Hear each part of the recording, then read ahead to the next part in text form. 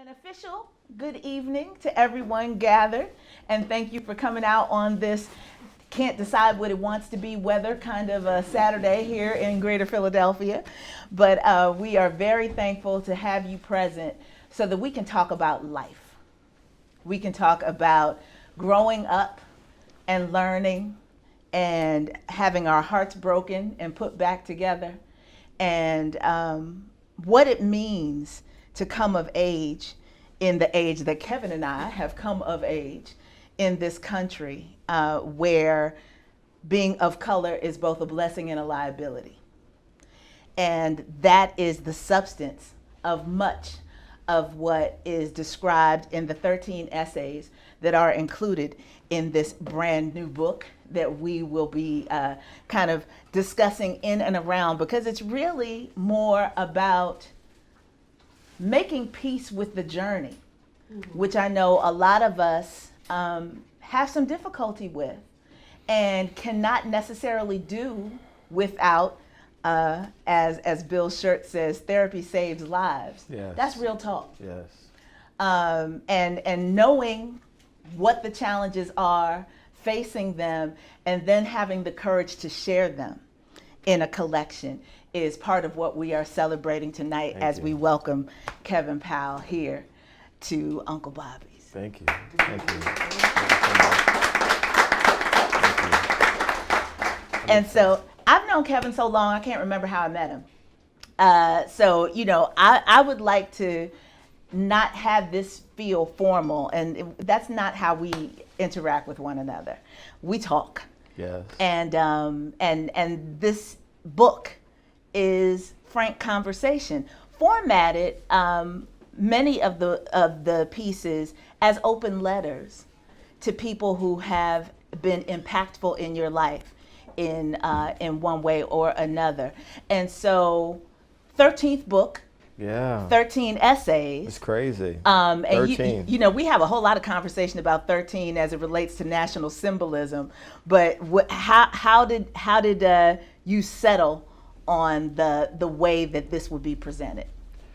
It wasn't planned. My 13th book is supposed to be, or was supposed to be, a biography of Tupac Shakur, which I've been working on for years and years and years. It's happening. It's definitely happening. But a year ago, I started thinking about, I said I need to say something about these times that we're in. And I realized I've been writing a series of blogs, what we call, essays, what we call blogs now, all over the place. And I saw the responses to some of them. I said, Simon Schuster, would y'all mind if I slip a little book in there before the Tupac book? They weren't particularly happy about it because they want the Tupac book, But once they read the manuscript, and I want to shout out my brother Michael Cohen and his beautiful wife, who are in the audience, fellow New Yorkers. Michael's been with me, helping me to edit books for the last couple of years, and I really appreciate him. Just thank you, brother Michael, so much. And what Michael and I share is a love of history, and we talk a lot about what happened in the 60s, and obviously you think about James Baldwin, you think about Bobbie Kennedy, Dr. King. And so I wanted to put something out there that talked about race and gender and class and pop culture and just what's happening. And also my mom has been sick for the past 2 years or so. God bless her, and it's something me and brother Mike were talking about, just how sacred mothers are. I just want to shout out all the mothers out there, how valuable you all are. And I was raised by a single mother. And so I actually dreamed the title, My Mother, Barack Obama, because it's the 10th anniversary of Barack becoming president of the United States, the first black president of the United States, Donald Trump. And then I just thought about this whole thing about him being an angry white man, and not just him, but a lot of white males out there who have been severely hostile, to people of color, to women, to immigrant people, to the queer community across the board. And it was a way to really try to talk about what's happening around race in this country by adding that. But also I noticed that historically, certain types of heterosexual straight white men are quick to label other people as angry. But I'm like, well, what if we said that you were actually the angry one, given the policies that have been put out there? I mean, I was just reading as my wife and I, she's in the back, as we were driving down, Jenna Parkham's my wife, we're driving down, and all the women, diverse women who were in at the confirmation hearing for Brett Kavanaugh to be Supreme Court Justice, and just, all of them challenging this, because we know Roe v. Wade is going to be under attack if this man gets in, and other policies are going to be under attack, other laws are going to be under attack. And so I wanted to bring something together, and I'm really glad that I did it. It is not easy writing essays. The original, the one piece that's original, the title essay is the last essay in the book. I literally wrote that this year, and that was hard because the first part of it is very much about my mother and her illness, and over the last 2 years, me and she and I going on these weekly grocery trips, stores to the groceries, and it forced me to have some reassessment about race and gender and class, because that literally this illness has also exploded in the middle of the Me Too movement. Yes. And so I said, let me put my mother in the context of the Me Too movement, because she certainly has dealt with sexism her entire life. And one of the things I say in that essay is how she shared with me when I was a boy, her being sexually harassed by an employer, not that different than Harvey Weinstein or Bill Cosby, the boss of, she was the help basically in the home of a wealthy white male in Westchester County, and he literally, when no one else was home, came out in a robe and opened his robe, and there was his private parts. I don't know to this day how my mother got out of that space without getting raped, to be honest with you all, but somehow she did, and for whatever reason she just shared it with me, and it just stuck with me, but it wasn't until I became an adult male that I started really thinking about patriarchy, about sexism, about misogyny. And so, for me, this book is really about love and hope, but also us understanding the intersections of all these things that happen in this country. I want to keep it upbeat for a minute, although I know we got to talk about some real things. The idea that you express in some of these essays is also an admiration for young Black men figuring things out. And understanding the challenge that they face in dealing with their personal lives in very public spaces. Yeah. When we talk about a Cam Newton, Yes. or when we talk about a Tupac, or even the opening essay to the young man who reached out to you, trying to find his way, and you talk about the journey, the pressure of growing up and learning yourself and forgiving yourself and growing in a public space, because you very much did that on the first reality TV show that we really acknowledged. Yeah. That was me? Yes, ma'am. I mean, yeah, I was on the first season of MTV's The Real World, and I literally started writing. Oh yeah. And also, and also, a man named Quincy Jones gave me an opportunity to write for Vibe magazine. This is all in my 20s. It all happened very fast. I was literally in obscurity. I mean, like most writers, most artists in New York City, you're struggling, and it's not easy, to be a creative person in a city like Philly or New York, big cities like this. But it happened fast, and nothing really prepares you for it, and as I say in this book, in my memoir, The Education of Kevin Powell, before this, I didn't have there was no blueprint. There was nothing. I love the gentleman's shirt, Therapy Saves Lives. I'm a big advocate of therapy. I actually am eager to go back this fall. I cannot wait. Been going since I was in my early 20s. I remember when I saw the great movie with Denzel Washington, Antoine Fisher. I mean, I was in the back of the theater. I remember myself, I had my hoodie on, my Timberlands on. I was just like, I'm not gonna cry, I'm not gonna cry, I'm not gonna cry. And there was a gentleman, a Black brother across from me, and at the end of the movie, we both were crying. Oh, you know what I'm saying? Because you realize a lot of us, is not just Black males, but all males, oftentimes, because the way manhood is defined in this society, this world that we live in, James Baldwin said it best, is like a male prison. Men don't cry, men don't express emotions. Right. You know what I'm saying? And if you're a heterosexual male the way I am, a so-called straight male, it's like, I remember suppressing when I was a child that I loved writing and reading because that was considered corny. You'll always say something homophobic to describe boys who actually like art and literature, which is dangerous. Yes. I love sports. Y'all can tell I love sports. I've referenced it about 3 or 4 times already, you know what I mean? But I also love art and culture and self-expression. And I think that we've equated manhood with violence, with competition, with senseless ego. The piece that I worked on, there's a piece in there about Cam Newton, the football player.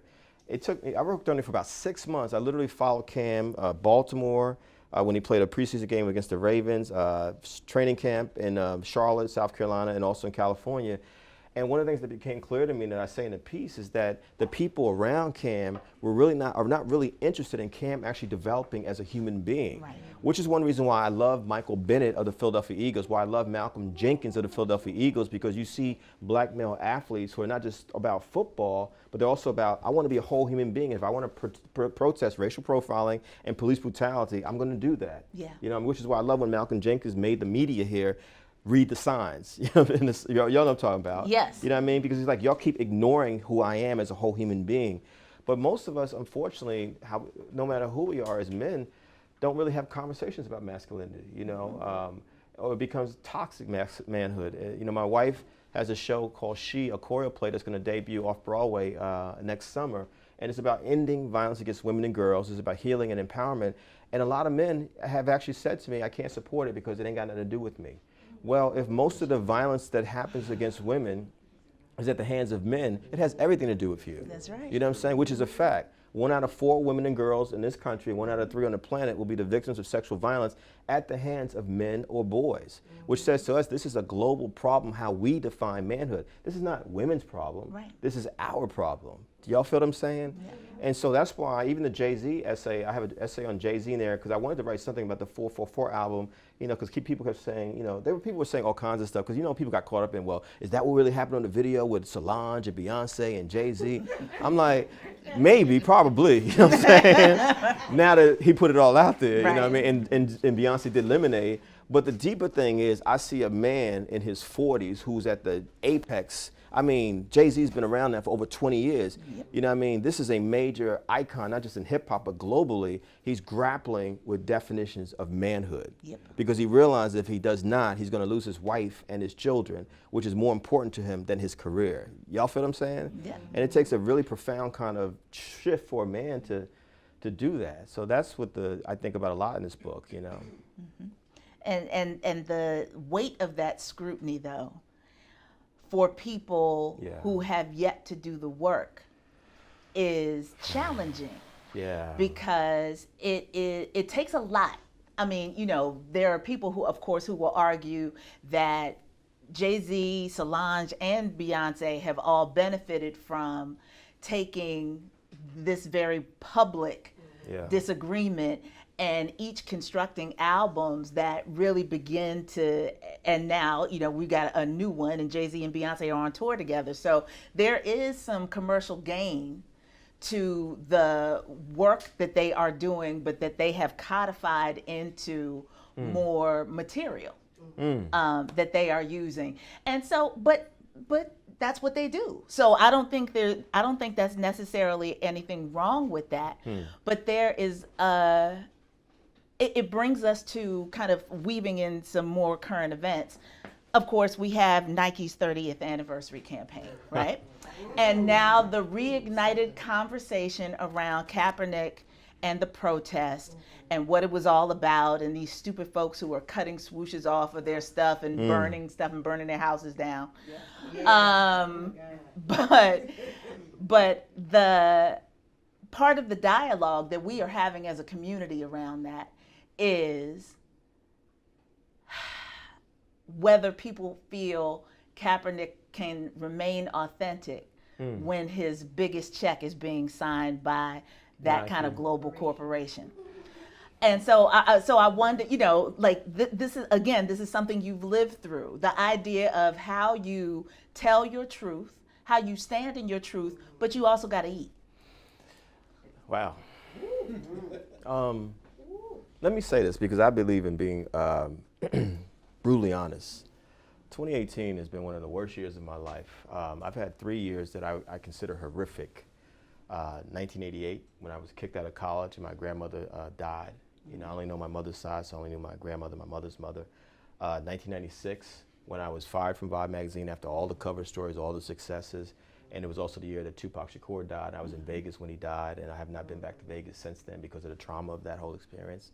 And then this year, it's been profound for me as a married man now of 1 year with my wife, and you know, some of the things that we've experienced, you know, financially, betrayals from certain kinds of people, et cetera. And, you know, Let me say it like this. I am a student of history, and I'm an activist 30 plus years. So that means that I challenge any forms of injustice. And that certainly means economic exploitation of people. Yes. You know, that means being a critical thinker around what we call capitalism. You know, it means I challenge people who are greedy, who step on other people just to get material gain. You know, but I also am clear that as an activist, as an artist, you know, that I've experienced great highs financially, and I've experienced times where I have had absolutely no money whatsoever. And I know for a fact, because of the conditioning of a lot of us in this country, and not just black people, but all people, a lot of people don't really support activists nor artists in this country. Right. You know what I mean? And so I've had to grapple with the fact that I've got to make some choices here, especially now that I'm in a partnership for life, and there will eventually be a family there that we've got to be able to eat and not just survive, but how do we actually win? Yes, sir. You know, and so I think that, you know, when it comes to Jay-Z and Solange and Beyonce, I actually enjoyed all of the albums. Let me just say that for the record. You know, and I agree that they're super wealthy, but I also think, and this is just me speaking, I think that just because people are super wealthy doesn't mean that they can't also go through a process of trying to figure out their stuff in a public space. You know what I mean? You know, it's almost like, it's like when I hear people, and because I've been a part of celebrity culture, it's like, I remember when Tupac was alive, people had all this criticism of Tupac. I'm like, yeah, he's a superstar, he's mad famous, but it doesn't mean that you don't have issues, you know what I mean? And one thing I'm clear about is someone who's interviewed a whole range of famous people through the years, one of the things that fame does to a lot of people is that after you become famous, you actually don't grow anymore, unless you actually do some serious self-reflection, or you have people around you who are yes people. Y'all feel what I'm saying? Yes. You know what I mean? And so you end up getting stuck. And there's one reason why I love that show with Jada Pinkett and her daughter and her mother is because they're having some very serious conversations that you don't often see famous people have. And so I'm a little sensitive to the thing about famous people and people dissing famous people. I'm not saying you did it, but I hear people doing it on social media all the time. I asked, do you actually know these people? Right. You know what I'm saying? Right. You know, do you think that they don't go through the stuff that other people go through just because they're famous? And, you know, my thing is like, you know, when I heard Jay-Z acknowledging that his mother is a lesbian, that's a profound moment. You know what I mean? Because pretty much all of us have someone in our family who is queer. Yep. You know what I'm saying? And, you know, for someone who comes from this culture that is hyper masculine, hip hop, to say, you know what, I used to be ashamed of you as my mother, but now I want your voice, your name to be on this record. That's a profound moment. You know, for him to admit infidelity, you know what I mean? It doesn't matter to me if he's famous or not. I'm like, this is a man who is admitting that he's made mistakes, and he doesn't have to do it because male privilege protects you from doing that stuff. Right. You know what I'm saying? And so I try to find, you know, when you asked the question, I thought about John Lennon, who's my favorite Beatle. I love the Beatles, y'all. I don't just listen to hip hop. I love the Beatles, right? I love all kinds of music, you know what I'm saying? Yep. But John Lennon said something years back. He said, man, I don't make art just for people. I want people to actually buy my art, you know what I'm saying?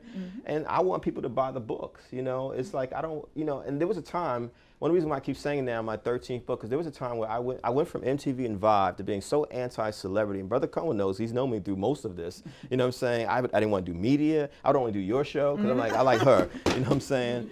And I realized I was actually doing a disservice to myself as someone who's in a public space by not even talking about it. Like people didn't even know how many books I had. It's like, oh, you did more than 2 books? I was like, yeah, man. But I went to the other extreme, and I think balance, something that they teach us, you know, I'm a yogi, I'm a vegan now, something they teach us is like this importance of balance. Like, I create art because I want to empower people, you know what I mean? But I also know that I need to make a living, you know what I mean? You know, and I kind of come from the school of thought of one of my favorite artists, activists, which is Danny Glover. You know, years ago I interviewed Danny, and I said, man, why, you know, tell me how you are able to be so socially conscious, so woke, as we say now, so political, and you take these serious stands. He said, because I go do movies like the Lethal Weapon series and the Royal Tenenbaums that are commercial successes, and I take that money and I put it back in the community. Right. I was like, aha. You know what I'm saying? So that's what I do. I go out and do my speeches at colleges and corporations, just like my brother Mark Lamont Hill does. And you see what he did. He turned it into Uncle Bobbie's. I turned it into my community work. Does that make sense, y'all? How am I going to help anybody if I have nothing? You know what I mean? And so that's where I come from. And then when you think about Colin Kaepernick, I mean, my gosh, I support the brother 100%. You know, I think it's incredible. I've seen, I had a couple of debates with angry white males on social media this week when I posted the Nike ad. People call him unpatriotic. And let's just put this on the record, y'all. The national anthem was written by Francis Scott Key, who was an unabashed racist and trafficked in slavery. Yes. And there was a verse that was removed from the national anthem that encouraged and supported slavery. And we know that there's a community of black folks who live in Trinidad and Tobago who descended from black folks in America during that time in the early 1800s, who are called Americans because they were literally shipped out of America to Trinidad and Tobago. That's the context of the national anthem. I'm saying this because I don't just say I'm an American. I actually make it a point to actually learn American history, to actually read and study and travel. And I've been to all 50 states. And I'm not saying that to brag, but it gives you a different perspective when you get out of Philadelphia, when you get out of DC, when you get out of New York. You just don't fly over the country. You actually drive through the country. And when I go to places in these small towns, I actually interact with the people because I'm like, I want to know what the real America is. Y'all feel me? And so, Colin Kaepernick, who is half black and half white, who was raised by two white parents, is being called the N-word, is being called unpatriotic, is called un-American. I'm like, actually, because he's half black and half white, he actually is a bridge builder in his own bloodlines. Right. You know what I'm saying? Right. And then on top of that, the National Football League, which is the wealthiest of the four major sports. There's baseball, football, basketball, and hockey, which is the fourth biggest sports in this country. The National Football League makes more money than all of them. Yes. Barely. And up until 2 years ago was nonprofit. It was a nonprofit. Roger Goodell, For those of you who didn't know that. Goodell, the commissioner of the National Football League, makes $40 million a year. What football game have you ever seen him play in? Y'all feel my point? Yes. And so what I'm saying is the angry white people, particularly, and I love all people, I don't care what your background, but the angry white people in particular who have gone off on Colin Kaepernick and Malcolm Jenkins and all these other brothers who have been raising their voices because they come from the same communities where Eric Garner is being chokehold to death on videotape. They come from the same communities where Sandra Bland is being arrested by the police and she's found hung in a jail cell. Y'all with me out there? Yep. And so do you think that these athletes, just because they play football or basketball or baseball, whatever the sport is, that they're stupid? They're not stupid. They're intelligent beings. If they can learn playbooks, that also means that they're paying attention to what's going on in their communities and they're saying enough of this. Hey, black men, or black women, I can actually leave Uncle Bobbie's right now. I could get killed simply because of the color of my skin. Yes. And these football players realize they have a major platform.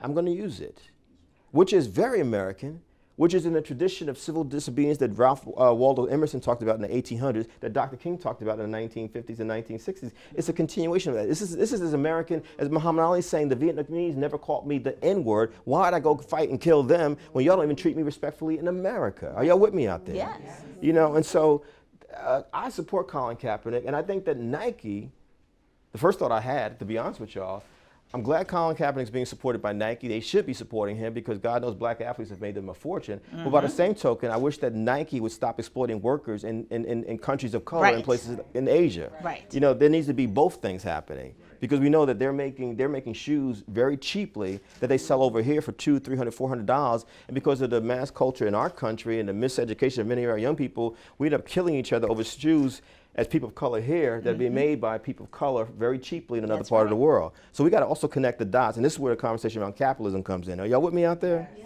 You know what I mean? Because we need to tell the whole truth, not just part of the truth. Support Colin Kaepernick, yay Nike, but also Nike, why don't you pay those workers a lot more money?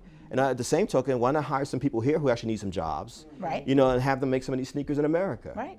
Instead of shipping everything overseas. I don't know about y'all, but it's interesting to me when I call Sprint or Verizon, and I'm like, people have names like Ellen and Sam, but I'm like, you clearly are not in New York or Philadelphia. Not at all. You know what I mean? So it says to me that, there's also such greed in this country that there are people in power who don't even want to pay Americans to work, and so they'd rather pay someone else. And then we wonder why they lie and manipulate these unemployment statistics like they always do. Yeah. But I see people struggling out here.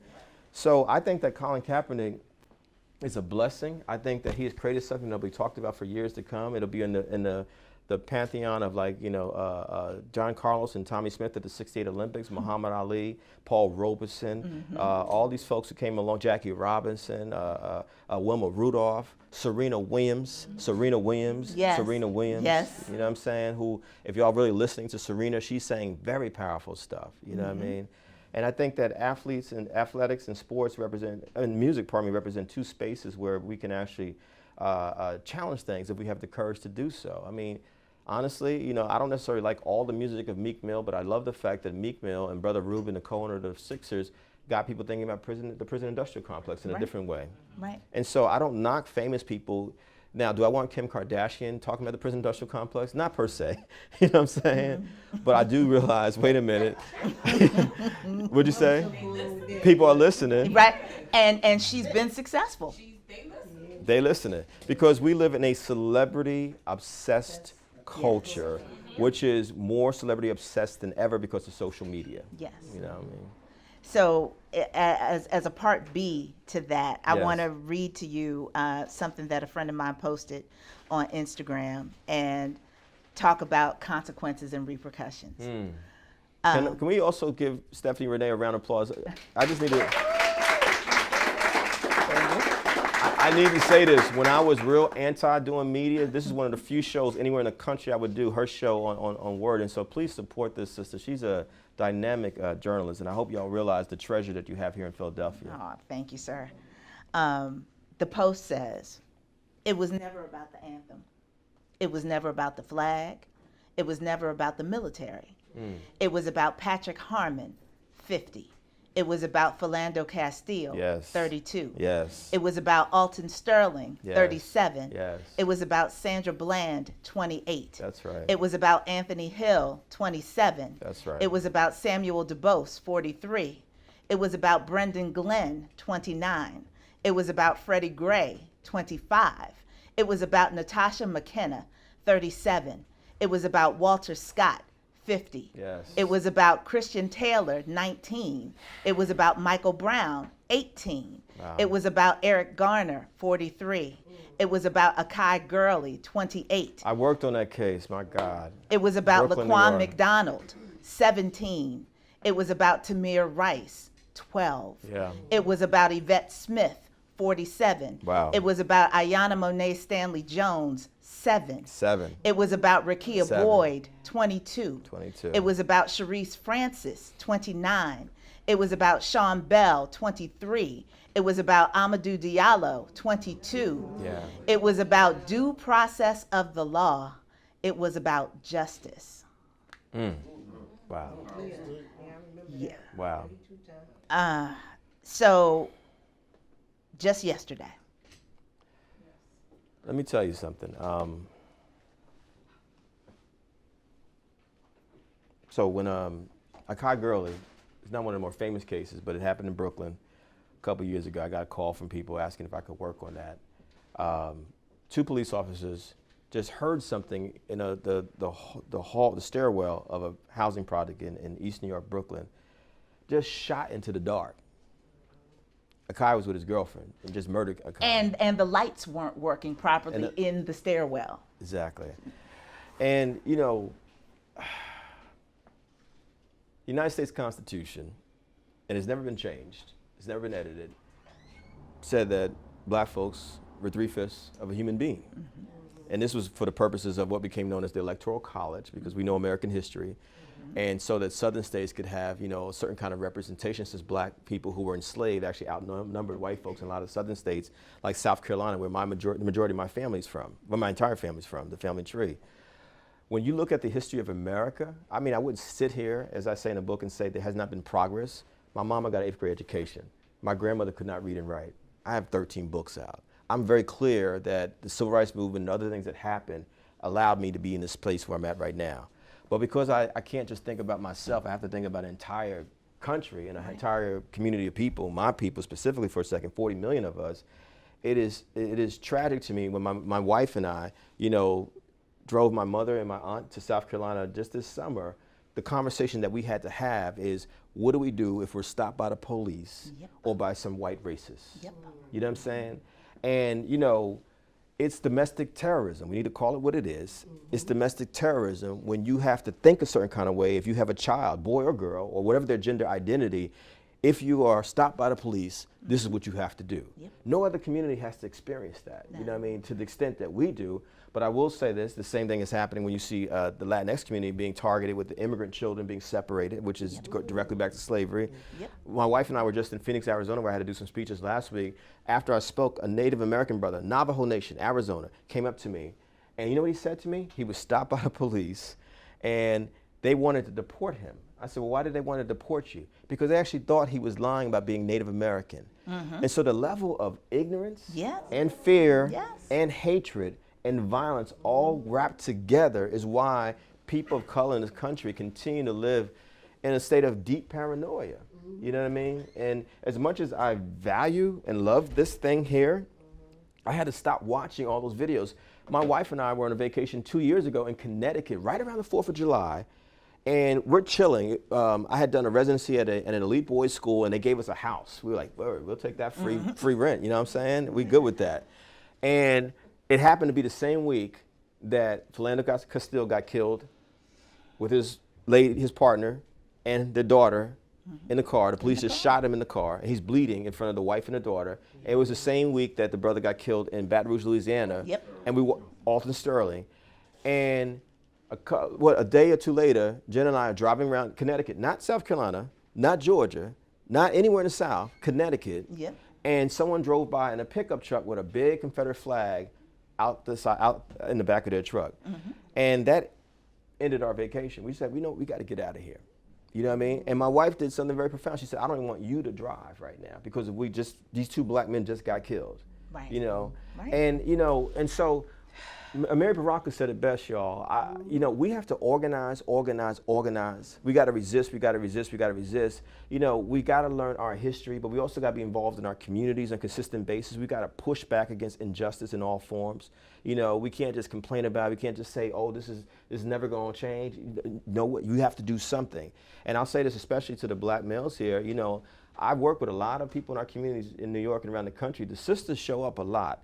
You know what I mean? I'll give you a perfect example. When Trayvon Martin got killed in 2012, 2013, we had like tens of thousands of people who showed up for a big rally protest. We had a march. We took over Times Square. Then when we said, let's have a meeting so we can follow up and talk about things like boycott Florida, certain business in Florida, man, maybe 100 people showed up. Most of them were women. There was a lot of dudes who were talking a lot of stuff on the microphone when it was the rally. But when it came time to do the work, gone. And so I need to say this too, as a black male, we need to show up.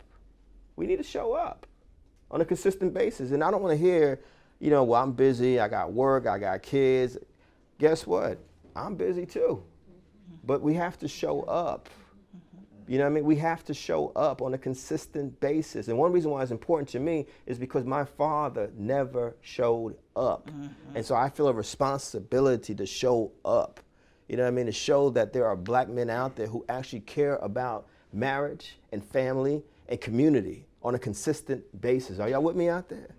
You know what I mean? And I don't know how, as a black male, I can watch, how we as black men can watch all these black people getting killed, women and men. I'm glad you mentioned both genders, gender identities, multiple gender identities, but also, just if you happen to be a sexist black man and you just think about the men, or it's just black men, and you still don't do anything, that's a problem. You know what I mean? And then to white people out there, y'all gotta be allies. You gotta be real allies. Brother Cohen, the Cohens are allies. That's why they're here. But we need to multiply people like the Cohens because there's a lot of white folks who don't care or who say this is not racism or y'all are exaggerating. You're making this stuff up. It can't be that bad. You know what I mean? It'd be like me as a man saying to a woman, you're exaggerating. You're not gonna get raped when you walk down the street. You're not gonna get touched. How dare any of us who come from any group that is privileged tell someone who's been the victim of our privilege how we should react? Y'all with me? How dare you, if you come from any kind of privilege, tell people who are the victims of your privilege how you should react? That doesn't make any sense. And so I had a white person the other day, and I can't say what happened to me, but a blog is coming out in a couple of days. A very traumatic racist experience that I had. This white person said to me that what I experienced was not racism, which is asking me to dumb myself down, to have no knowledge of history, my own personal experiences, forget all the books I've read. Forget Lerone Bennett, forget Angela Davis, forget Malcolm, forget, Zora Neale Hurston, forget Sonia Sanchez, Philadelphia, Sonia Sanchez, forget Baraka, forget the Black Arts Movement, forget that you studied the Harlem Renaissance, forget everything about, you've learned a lot about African civilizations and the Middle Passes and slavery, forget the fact that you know about Black America and the West Indies and Black folks in Canada and England, all over this world. Act like you just don't know anything. Right.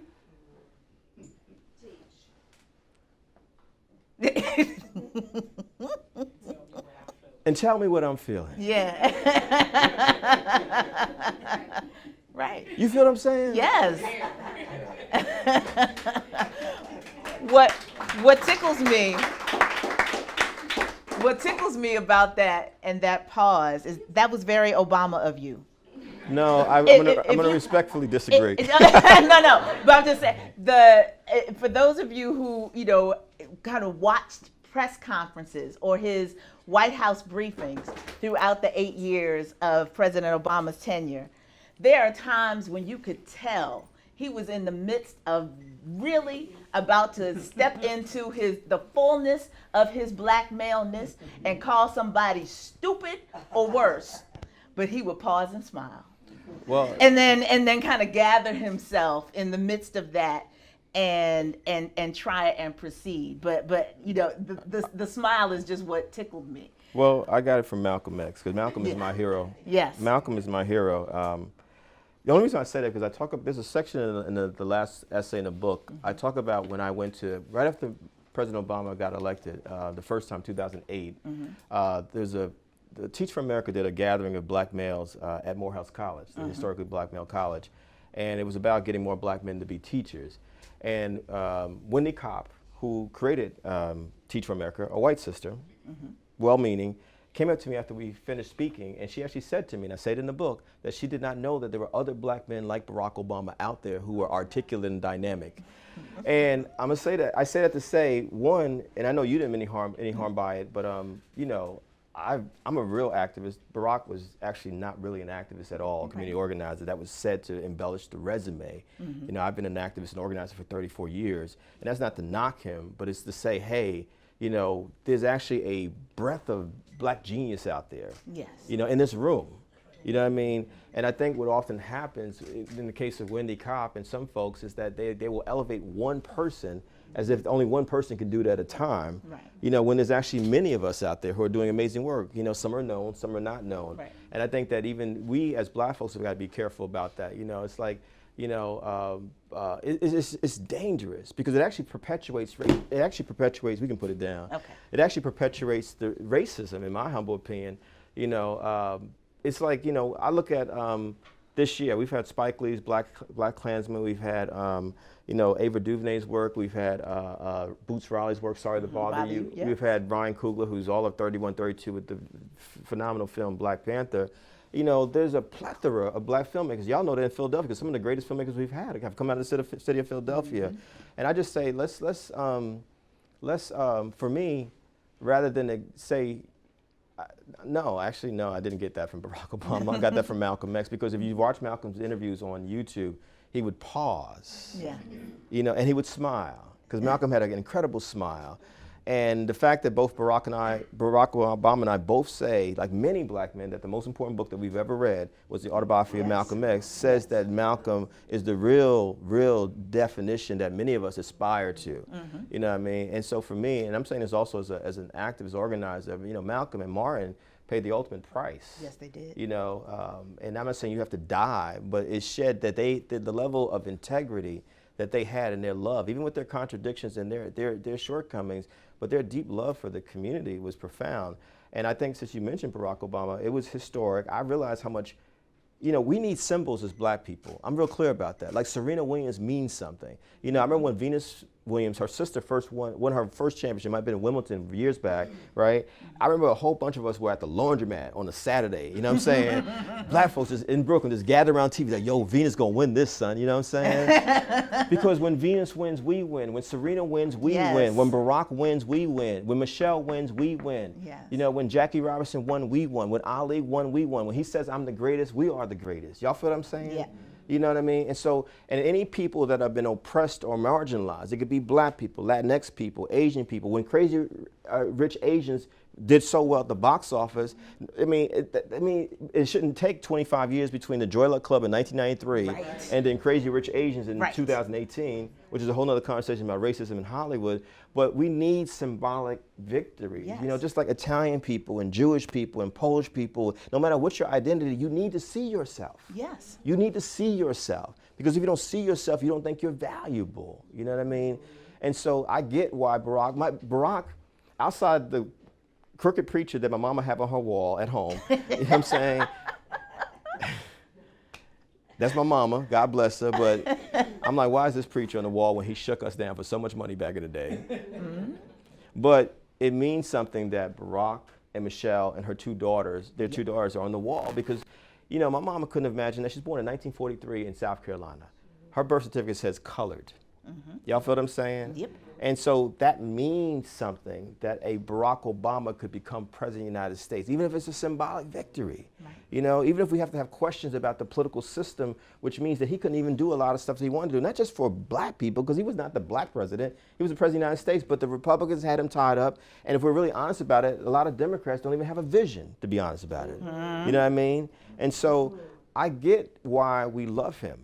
You know what I mean? I get, especially now in the era of Trump, why we're like, dang, man. You know what I'm saying? Can he come back? Can they come back? You know what I mean? And when you talk about codifying things, I'm like, Michelle and Barack, get as much money as you can.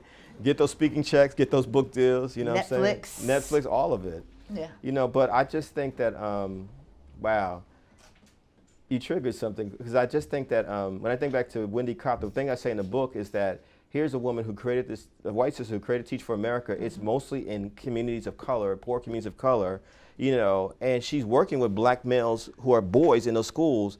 And how could you not know that black males are intelligent and articulate if you're running a program called Teach for America all around the country in black communities? Right. You know what I mean? Do you actually engage with the people that you're supposed to be representing? You know what I mean? Yeah. And what is the circle that you run in where you think that Barack, you know, or like I've gotten it too, like, well, Kevin, you're so articulate. Many of us have heard this, or you're so intelligent, or I'm like, well, there's actually a whole range of us. You know, there's a whole bunch of us. Come on, Negroes, come join us. Let them see us. I mean, but it's insanity. But it's like, it grows. This is where intersectionality comes in. If you go back to the Academy Awards, when Frances McDormand won the Best Actress Award, what was the movie called? The movie with the billboard? 3 Billboards Outside of Ebbing. Which is a wonderful film, It deep is. film. I mean, when she asked women to stand up, like, hey y'all, can't y'all see that women are here and are directors and, you know, all these different positions in the industry? Why are they not being paid the same thing? You know what I'm saying? And why are they not being given opportunities? It makes no sense. It makes no sense. And so I say to y'all, yes, Barack, yes, Serena, yes, Venus, yes, Frances McDormand, but what we should do is shout out as many names as possible over and over again, you know, and that's what I want to do. So when people talk about leadership, I say April Silver in New York, I say Kapenda Assad in Atlanta, Georgia, Ed Garnes, Atlanta, Georgia, I say Davy D in the Bay Area. I want to, you know, I say Melina Abdullah, Sister Melina Abdullah in LA, you know, I say people who are out there who folks may not know. But like, let's make sure people know that there's a range of people. It's like almost like saying that Malcolm X and Dr. King were the only people. Well, what about Fannie Lou Hamer and Ella Baker? You know what I mean? They're equally important. You know what I'm saying? And so I want it to be a mighty chorus of names and not put anyone up on a pedestal, because I believe that also part of it is that Barack is subject to the same celebrity obsession that we've had in this country for at least the last couple of decades, you know, where people don't even want to have any critical conversations about what was right and what was wrong. You know, I love the fact that he talked about the prison industrial complex. I love the fact that he was the first sitting president to visit a prison, you know, which meant a lot. But also, I cringe at the number of bombs that were dropped on people when he was president. And I cringe at the fact that his administration kicked more people out of the country as immigrants than any other presidency up until that point. This is not me speaking. This is actually documented. It's statistics. But if we don't read, yo, we need Barack back. I'm like, well, what we don't need is policy that is destructive to any segment of this population. You know what I mean? This should be about the people being lifted up. That's what I want to see, you know? Well, you know, now that we've stepped into the political arena. Yes, ma'am. This new crop of Yeah. politicians that we've been speaking about Yes, ma'am. are considered to be progressives, and they have a different vision that I believe a vision that would be supported by Barack Obama, but with policies and an approach to policy that is vastly different Who are you talking from about? what we saw from his presidency. Who are you talking about? But there is, we've got a new administration Here in Philadelphia. Okay. In the office of the president, and Brother Kevin. you said pedestals, so I want to start there and move backwards. Yes, ma'am. In Charlottesville Yes, last ma'am. year, Yes, ma'am. the chant that was offered by those torch-bearing folks was, "We will not be erased." Mm. And so we've talked about representation. Yeah. And your book, the last phrase in the title of your book is "The Last Stand of the Angry White Man." Mm-hmm. I wonder how you process the idea that by taking down statues, Yeah. erasure is happening, or what else is being conflated within that dialogue, within that occurrence, that has made this so frothy-mouthed fanatical about Well, the response that we are seeing since November 8th, 2016. It's about values, what you value. I value people. I don't value statues and memorials and street signs. I value people. If y'all go back to, and someone help me out there, Erykah Badu had a song years back, "They Won't Be Naming No Buildings After Yes. Me." What song was that, y'all? AD Yes. 2000, thank you so much. And I feel what Erykah was saying is that, are we going to value people or are we going to value things? Things, yes. And my value system is not predicated on things, but in this country, historically, and in the Western world, as they call it, there's a value around monuments and statues and things, even if those things are made up, like Columbus Yes. as an explorer, Yes. which we know that Columbus was actually a terrorist who helped to commit genocide against masses of indigenous people, him and Yes. other so-called explorers. But we were told a lie that he was, this great hero. And so, what they're trying to protect in places like Charlottesville are a whole stack of lies. Because if you take those lies away, it's like when you remember the movie The Wizard of Oz and the book The Wizard of Oz, and when you get behind the curtain, wow, The Wizard of Oz ain't that dope after all. You know what I mean? And so I think that that's what you see happening because they've been taught, just like all of us, if we grew up in the American society, we've been taught a whole bunch of lies. Washington was the father of the country. Well, what they leave out is that he fathered a lot of slaves as well, and was a slave master. There's a reason why Washington is the blackest surname in the nation. Just meditate on that for me. And that's another statistic. That's true. Isn't that crazy? That's profound. But I think that any group that has invested so much violence and hatred and ignorance and fear in maintaining power and privilege, is going to be terrified if people raise their voices up and say enough of this. Yeah. And how dare you, if you're Bree Newsom to go climb up a pole to try to take down a Confederate, who do you think you are? Well, who do y'all think y'all are to enslave my people, African people, for a couple of centuries, commit mass genocide against my people, and then have just 12 years of what they call Reconstruction from 1865 to 1877, and then another 100 years of legalized segregation, which was domestic terrorism, including my great-grandfather who was killed because he had the audacity as a black man to have 400 acres of land in the low country of South Carolina, took all that land away and killed him. You know what I'm saying? And here we are saying, you know what, enough of this, enough of these lies, enough of these holidays, enough of these statues. Yes. We're not going to celebrate this stuff any longer. This is unacceptable. And I understand that things like the 4th of July and Memorial Day, and Thanksgiving are ways for us to get together as people, as families. I support families coming together. But I also will sit there and say to people, hey, Memorial Day was actually created by black Civil War soldiers after the Civil War. You know, and then it was manipulated and taken away as if black folks didn't have anything to do with this. You know, I'm not going to sit there and celebrate the 4th of July and ignore the fact that my people were actually slaves as y'all in New York and Philadelphia were declaring your independence. Yeah. You know what I'm saying? Which is why Frederick Douglass, and I'm actually working on a film about Frederick Douglass right now. He gave that incredible speech about what the 4th of July means to the Negro. You know what I mean? And he was free. He could have been like, I'm good, son. Let me stay free over here. But he was like, no.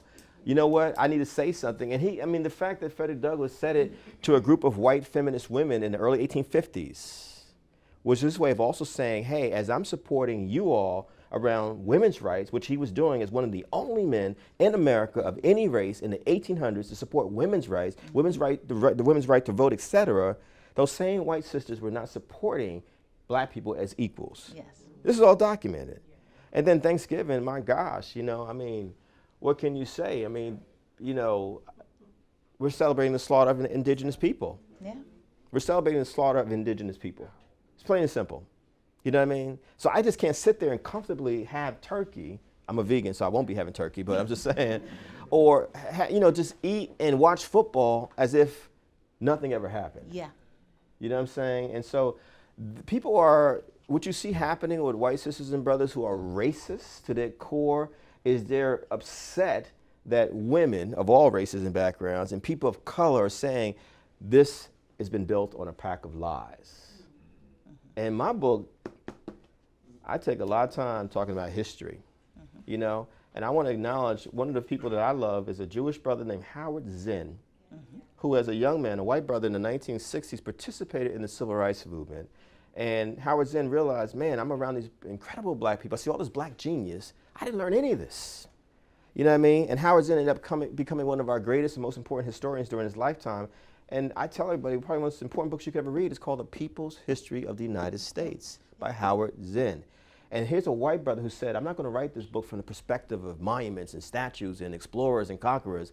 I want to write this book from the perspective of the people who have been victimized by all this stuff. That takes a serious kind of courage, y'all. And that's what you mentioned a progressive, that's what a progressive is to me. Yeah. Because you actually want to see progress happen. You know what I mean? Liberals and conservatives are actually very similar because they don't really want to see progress happen. No. They want to hold on to power and privilege, but a progressive wants to see progress happen. Yeah. And so in this moment, we have 2 months until we are once again, almost 2 months to the day, until we are once again challenged to move beyond apathy or anger or whatever else we feel about the process and the system in this nation. Yes, ma'am. To have a statement about leadership, elected leadership in this country. And, there's a lot of conversation on the websites and major magazines and publications about this being a referendum about Trump. That how well, whether there's a shift of the balance of power in Congress and which candidates do well in this is more of a statement about how people feel about the president than perhaps how they feel about the individual candidates. And this is a cycle that gets a lot of people very riled up. Yes, and so I think there is more emotional investment in this midterm than we have seen in a very long time. Yes, ma'am. And how do you suggest we take this next 2 months and sort of process where we are in this moment in history? Wow, you ask great questions. There's 2 ways I want to answer this. The first way I want to answer it I think about that Einstein quote about insanity saying the same thing and doing the same thing over and over again and expecting a different result. Yeah. I say that to say I'm old enough to remember the Reagan years, very intimately. And I remember Reagan, I remember Bush father, I remember Bill Clinton, I remember, Bush the son, and obviously Barack. And I got to tell you, as a political animal and someone who majored in political science when I was in college at Rutgers University, I'm struck, and I say that in the last essay as well, how so many of the speeches that I hear from Democrats and Republicans sound exactly like the 1980s. You know what I mean? The same kind of phrasing, exactly. And so that says to me that, you know, what ends up happening every 2 years or 4 years is this game is played with the American people where there's this pretension of this kind of stuff that's going to change everything, but it's always back to business as usual. There's a small group of people that have power. It's called an oligarchy. And then the rest of us are, you know, petrified, you know, all over the place. And, you know, I'll say what someone said to me recently, you know, I go ask my mama because she's the foremost political theorist that I know. And it's really about, you know, do I have food on the plate? Can I pay the bills? You know, am I okay? I think that people should vote.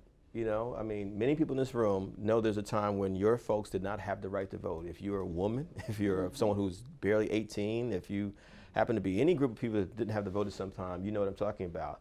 But I think one of the mistakes that's happened since the 1960s to the present is that, let me put it to you like this. How many of y'all have had a repair person come to your home with a toolbox? Okay, with a toolbox. How would you feel if that repair person came to your house with a toolbox and the only tool in the toolbox was a screwdriver? One tool, just one thing. And it's supposed to be there to fix a whole bunch of stuff. You say that again? I said, yo, you gotta be on your job. You would want the repair person to have a screwdriver, a hammer, some pliers, a few things. Am I right? Right. Gotta be on his job. Gotta be on, or her job, or their job, right? Right.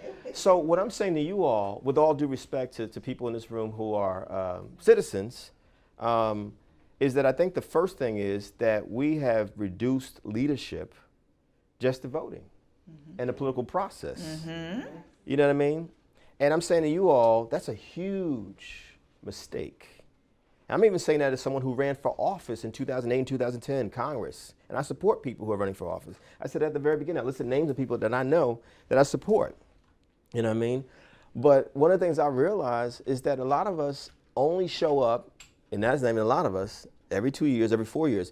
Barely half the country even votes for the presidential election. Right. In New York City, where I live, I don't know how it is here in Philadelphia, but maybe 30% of the folks who actually are eligible to vote even vote for the mayor every 4 years. 20% is a good day 20%. here. And so I feel like, you know, let me say this, you know, it's important that we understand that leadership is a range of things. Yes. You know, now, do I think people should get out there and put forth a referendum on Donald Trump? Absolutely. I want to make that very clear. This is destructive to this country.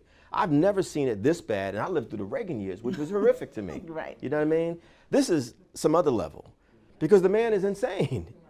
He's incompetent. He's not qualified. You know what I mean? And the only reason why he's there is because of his race and his power and his gender and his privilege. Hillary Clinton was clearly the superior candidate. I mean, what else did First Lady, Secretary of State, United States Senator, lawyer, you know what I mean? Nonprofit organization. I mean, but I'm gonna tell y'all, I knew that he was gonna win. About a week before the election happened, 2016, I was in Washington State. I was in an Uber in Washington State. And I had a cab driver, a white brother, and I said, he didn't know me from Canopy. I said, what do you think about Hillary Clinton? You know what he said? Hillary Clinton is a Muslim Marxist. And she's going to turn the country Muslim Marxist.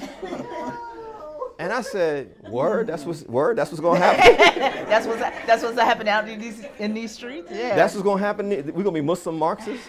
Even though Muslims believe in God, Allah, and Marxists don't believe in God. They're atheists. You know what I'm saying? At least my friends who are Marxists are. How you even connected to? Well, but if you don't read, if you don't study, Right. you don't travel. And it's before Alex Jones got censored from Twitter. You know what I'm saying? And so, but I'm saying to you all, we can get caught up and paranoid in every 2 years, every 4 years, but I think the real issue here is the incredible gross ignorance of people in this country, you know, which speaks to the educational system, the mass media culture that I've been a part of, and it promotes all the divisions that we see. Why is there racism? Why is there sexism? Why is there homophobia, transphobia, classism, anti-Semitism, Islamic phobia, you know, disrespect for disabled people? Why is there all this hatred against immigrants, you know? I mean, because people are profoundly ignorant. Yes. Yes.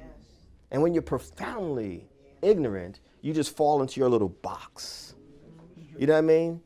And not only do you not know anything about yourself, You don't know anything about anyone else. Right. And then people who come along who only care about power and privilege can say you can be a Democrat or you can be a Republican. It could be a red state, it could be a blue state, but none of it has anything to do ultimately with your humanity. Yeah. You know what I mean? And how do we bring people together? Yep. And so, I mean, am I going to publicly say on social media, hey, y'all should vote? Absolutely. But I'm too old, and I've been in this political game too long, you know, to say to people that this is actually the ticket to freedom. Right. If you vote. And I think it's insulting to people's intelligence to say that voting is the only solution. Right. No, we need to organize. We need to build institutions like Uncle Bobbie's. We need to have spaces where people can come together and have conversations like this. We need to be able to. We need to sell books that people will read. You know what I mean? We need to have authors being supported, artists being supported. You know what I'm saying?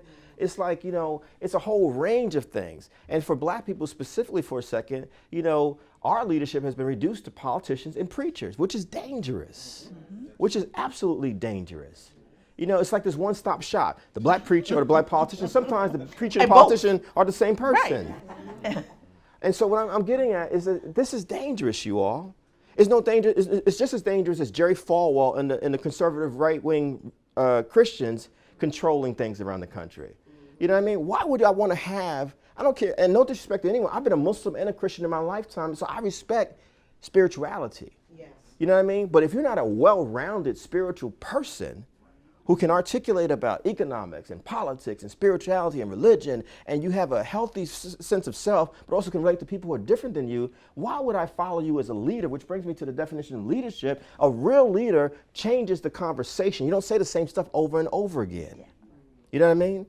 You don't do the same stuff over and over again. Leaders build institutions, organizations, businesses that support the community. That's leadership. You know what I mean? A leader, she, he, they, however you identify yourself, you know yourself, whatever your bloodlines are. It's like when I was at Westchester University a week ago, 2 weeks ago, here in PA, you know, students got out and some students said, well, I'm just white. I'm like, well, what were you before you became white? You know what I mean? Where did your people come from? You have a responsibility to understand, you know, that whiteness was a concept that was created to perpetuate white supremacy. Yep. You know what I mean? And so we're going to strip you of being Italian. We're going to strip you of being Polish, of being Irish. We're going to put you in this box being called white. We're going to force you to think like an Anglo-Saxon, which was the foundation of this country. Go watch Scorsese's film, Gangs of New York. Notice how the native whites treated the foreign whites, just like they treat Mexican immigrants. Y'all feel what I'm saying? You know what I mean? And so this is actually not new. You know what I mean? Separating children, that was slavery. Right. That was Japanese being interned during the World War II. You know, that's how Jewish people were treated during the Holocaust. Y'all feel what I'm saying? Yeah. And so, I'm saying that we've got to be more sophisticated and not just think about voting as the only way to do something, but we also have to figure out, well, what are the other tools that we need to have in the toolbox of leadership? And then what can I do? If I'm a filmmaker, then I'll make my films. Like, I'm very clear that Ryan Coogler, who created not just Black Panther, but Fruitville Station, yes, and Creed 2, Creed 1, the first Creed, that's leadership. He's using his art as leadership. You know, when I see my wife and the women who are working with her around She, a choreo play, which is about ending violence against women and girls, and the talkbacks that they've had night after night, I'm like, that's leadership. We're going to bring these women together. I'm not going to just talk about what has happened to us, #MeToo, which we should do, but also how do we move toward healing and empowerment as women. Y'all feel what I'm saying? Yes. That's leadership. You know what I mean? Because otherwise people will have you chasing your tail over and over again, having the same conversations back to Einstein. And I refuse, we act like Civil Rights Bill happened in '64, the Voting Rights Act happened in '65. Did Dr. King just drop dead after that? No. There was 3 more years of his life. Yep. But what did he do in those 3 years? Organize. He started talking about economic injustice. He started organizing something called the Poor People's Campaign. He came out against militarism in the Vietnam War. You know, he said a lot of the same things that another courageous person, Dwight Eisenhower, said when he left the presidency, when Kennedy became president. We got to check this militarism, this violence, this dropping bombs on people. And Eisenhower was a World War II hero saying this. You know what I mean? So I just want to encourage us as leaders, because everyone in this room is a leader. Stop putting individuals on pedestals, not me, not Mark Lamont Hill, not the people you see on TV, not the people who write books. Everyone in this room is a leader in their own way. We just have to do something. Find something that you're passionate about, you know what I mean? And build your toolbox. So it's not just a screwdriver. You know what I'm saying? It's a range of things. Yeah. I want to be mindful of people's time, but I want to bring us back to the book just a bit, and to the journey, the growth. The fact that your wife's piece speaks about violence against women is also something that along your personal journey you've been very open about, that you write about in this book. There was a time when in your path and in your evolution you caught yourself in the midst of that level of physical disrespect to someone you cared about. 1991. And I was going to say, you know, you can kind of preview it. People, you can read about it more in depth in the book, but the necessity for claiming that moment of your life and the beginning of the realization that you are now continuing to move through. I just don't want my manhood to be defined by violence physically, spiritually, emotionally, verbally, and we all have to check ourselves. I still check myself, and not physically, that's not ever going to happen again, but in other ways. And I just think that, you know, something we talked about, there's a journalist here in Philadelphia who was quite hostile, you know, to me in an interview. And I just said to myself, this is toxic manhood. This person may be successful and famous in Philadelphia, but this is toxic manhood. I could not imagine coming up to another person, especially a black male. I mean, I look at black males, I'm looking in the mirror. If you do well, I do well. Why would I tear you down? You know what I'm saying? But if you're engaging in toxic manhood, then you tear people down. And I mean, like, to me, you know, it was women who stepped to me, especially sisters from Spelman. There was a couple of progressive brothers, men, you know, in the early 90s who said, you know what, Kevin Powell, how can you talk all this stuff about racism, and then you actually, in some form, participate in the oppression of half the population, the community's population? You're a hypocrite. You're a hypocrite. You know what I'm saying? You're a hypocrite. And so I had to begin to rethink some things. And I realized, even in spite of going to college for 4 years, you know, I never took a gender studies class, never took a women's studies class. I was so quick to take black studies classes, but guess what? Just like I didn't know anything about black history, I knew nothing about women's history. You know what I mean? I know I got a mama. I know I got aunts. I know I got a grandmother. I would hear things about their stories, but you know, just like we didn't learn anything about black people or Latino people or Asian people, Native American people in the school system, K through 12. It doesn't matter if you went to private schools or public schools. A miseducation is a miseducation. Yes, sir. You know, I also barely learned anything about women. You know, I smiled when we were driving here and it said, you're not going to go across, is it the Betsy Ross Bridge? Am I right? I learned about Betsy Ross sewing a flag. I'm sure she did way more than that. But we She have didn't no. even sew the flag. You see what I'm saying?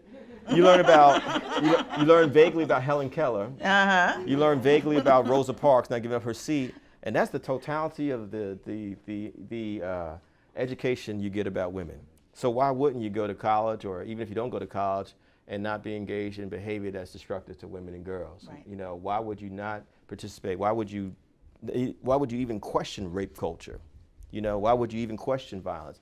I can't say what happened to me the other day, but I'll just say this. I was around a group of a whole bunch of males who spoke about domestic violence as if they were just putting on their socks, just casually, like it was no big deal, you know? And it was profound, you know, how many openly admitted that they beat women, that they slap women, and how easily we call women bitchs and thoughts and all the stuff that we say, you know? And so I'll say it again, especially since there's a number of men here, even if you're not the kind of man who would ever call a woman out of her name, disrespect her, grab her in a club, or put your arm around her inappropriately, like the pastor at the Aretha Franklin funeral, put his hand around Ariana Grande, cupping her breast. You know what I mean? Then what did I do? Well, bro, it's on camera, so you don't have to apologize for this. And just be clear, it was women ministers who challenged this, you know what I mean? Because I love Aretha Franklin, but we cannot deny that a lot of that funeral was very rooted in toxic manhood. It was very patriarchal, you know what I'm saying? Even if you're not the kind of man who would do any of that kind of stuff in your fraternity, I'm in a fraternity, Alpha Phi Alpha, you know, I'm like, I go to colleges all the time. I say to my Alpha brothers, if you're promoting your parties, and the only way you can know how to promote the party is to put women naked on the flyer, you think that's cool, you know, even if you're not the kind of man who would ever hit a woman, kick a woman, beat a woman, set her on fire, all the stories that I've heard around the country that women have had to deal with, you know, and God forbid, if you're not the kind of man who would ever rape or kill a woman, but you actually have men around you who engage in this behavior and you say nothing about it at all, you become just as guilty. It's really simple. It's really simple. And that's what I had to come reckon with over these last 25 years. And what women said to me, everyone, and especially the men here who identify men as men here, is that you have to become re-educated. You know, you need to go read Eve Ensler and Gloria Steinem and Bell Hooks and Audre Lorde and Nikki Giovanni and Sonia Sanchez and all these incredible women. You need to read Toni Cade Bambara's great anthology, you know, The Black Woman, Toni Cade out of Philadelphia. You need to pay attention to, you know, and support people like Aisha Shaida Simmons, who's from Philadelphia, Yes. her documentary, No. You know what I'm saying? You know, because I felt like I realized that there's a whole population of the world I knew nothing about. Does that make sense, y'all? You know, and when you start to read about people who are not you, you just don't get knowledge and wisdom, but you also begin to develop something called compassion and empathy. Yes, sir. You know what I'm saying? And so we as men, and I still struggle with that. My wife will challenge me and other women will challenge me, and I have to think about things because I'm thinking through the lens of male privilege. I'm clear about that. You just don't stop being a sexist. We are all washed in sexism. And that brings me back to the final note, which is the first part of the title of your book, Your Mother. Ma. I lost my mom when I was 11. Oh, I And didn't know so that. Wow. entering adulthood without having that sounding board and that guide and everything else that mothers represent has been a journey for me. And so I take particular comfort in a way of you being so open about how you are dealing with watching your mother age and watching the challenges that she's going through and the opportunity, though, that you have in the midst of this observance and interaction with still being able to ask questions, still being able to process some of the other growth and journey that you've been through the lens of your aging mother. Yeah. And how that gives you a different perspective on the world in being able to have that. And so as you continue this journey and as we see these times continuing to evolve around us, what do you hope you will continue to have sit very present with you about how your relationship with your mother has evolved? It is, it's very difficult to watch your parent be sick, to age dramatically. To know that there actually are ways to heal out there, but because they're stuck in a certain way of thinking, you know, it was very jarring for me, especially my mother just turned 75 this year, and yes, and she when we went down south, I encountered my oldest living relative, who is 90. And she was full of energy and walking fine and everything. My mother walks with a cane and is in great pain. Yeah. You know, put it in context, my mother started working when she was 8 years old, picking cotton in the South. And she worked for 54 years, backbreaking jobs. You know, one of the most intelligent people I've ever met, but formally an 8th grade education, which means there were certain jobs that were there, basically factory, be the help, you know. And the last job she had for 25 years, she was a proud member of one of our great labor unions, 1199. She was a home health care worker. And what I did not know, because I was so caught up in my life, you know, trying to be a writer, writing for Vibe, running around the country, chasing Tupac and Snoop and Dre and whoever, you know. I didn't know that my mother was actually falling down in the snow, going to work in Jersey City where I was born and raised, and would get up as black women do, because y'all are powerful, y'all are beautiful, y'all are powerful, y'all are beautiful, y'all keep going, you know what I mean? Even if it hurts you, you know what I mean? And I didn't realize until, you know, the last couple of years that all that falling down and working in the snow had given my mother severe arthritis. Her hands are swollen, her ankles are swollen. I took her to my doctor in Brooklyn, a holistic doctor. He said, literally, your insides have frozen, you know. And then you add to that, you know, a lot of us, you know, we eat the food that we eat, and there's no judgment, no judgment, because I understand that the food that we eat makes us happy, you know what I mean? We want our soul food, you know what I mean? Because it's like, you know, we want our Caribbean food, we want our African food, because it makes us happy. We want our Italian food, it makes us happy. But we have to realize, and I've seen this with black folks and Latino folks and white folks as well, a lot of the food that we eat helps to create diabetes, high blood pressure, you know, all kinds of health ailments. And so it's been difficult. Here I am, you know, hip hop, hippie, yogi, vegan, skateboarder dude over here, you know, like, you know, talking about tofu and whatnot. My mom's just like, nah, son, we ain't none of that. You know what I'm saying? She's saying stuff to me like, he just eats air and eats carrots. So you find humor in it, because my mom's just saying crazy stuff to me. And meanwhile, she's pulling a Swanson TV dinner out of the freezer at the supermarket. Don't front, though. It was good when we was growing up. Remember the Salisbury steak with the biscuit, with the brownie? Exactly. Yes. Exactly. I wish I didn't remember, but I do. Remember Sloppy Joe's? Oh my God. And Swanson's commercial. Exactly. But it's painful to watch the person who you believe, you know, even with her issues. My mom is very opinionated, very unfiltered and raw and real. Like a black female Archie Bunker, if y'all remember him.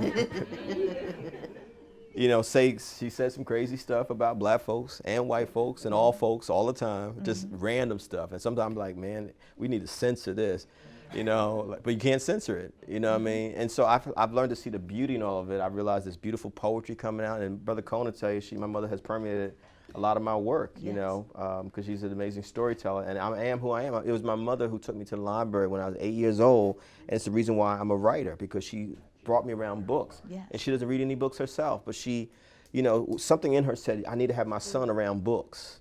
You know what I mean? And the first books I read were sports books, which is why I love sports so much. And then because my mother just let me roam, I started making my way over to other kinds of books, you know what I'm saying? And so I owe a debt to her. It's because of her that I take education seriously to this day, because she instilled in me a love of learning. Yes. Because she didn't get it herself. It was denied to her because of the racism and the sexism and the poverty that she grew up in. Y'all know what I'm saying? Yes. And so, you know, it's profound to see this person, you know, and then you find yourself in a club that you didn't want to be a part of, which is the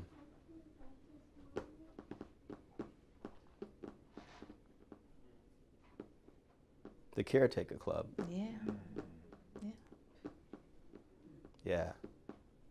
And you find yourself navigating rides for your mother when you're not in town to take her grocery shopping and make sure she gets her hair done, and do you need to get your nails done? And even though me and my wife were tired, we've been having a hard year, you know, we had to drive mama down south, and mama drove us crazy, and my white Jenna, she drove us crazy.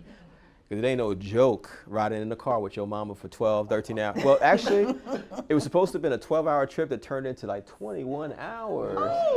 Because we had to stop several times because mama had to go to the bathroom and things like that. Exactly. It was like Aretha didn't fly either. Mama ain't never been on no plane. She ain't never getting on no plane. And it, you know, but you know, but I also understood how important it was for my mother to go back to where she came from. Because she doesn't know how many times she'll be able to do that again. You know, and it hurts you when your mother starts saying things to you like,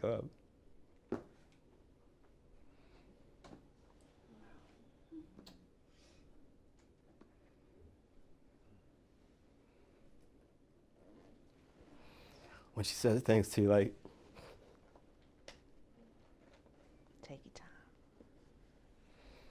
you act like I'm gonna be here forever. All right, bro.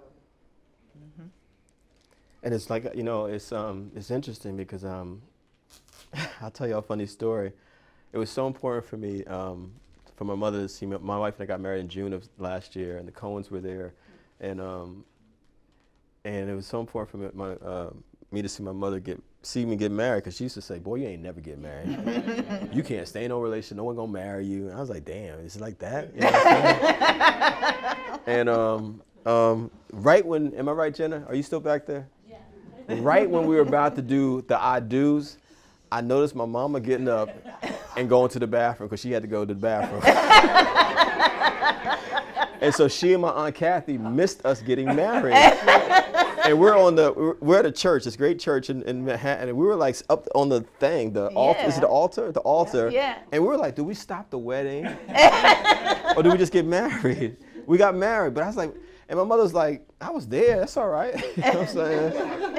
So even in the midst of the sickness, you find these moments. And you know, myself and Brother Cohen and some other folks have been working hard to get this other book, The Education of Kevin Powell, turned into a TV show, because I want to tell a story of not just me, but my mom and people that come from this community. Yes. And you know, working class people.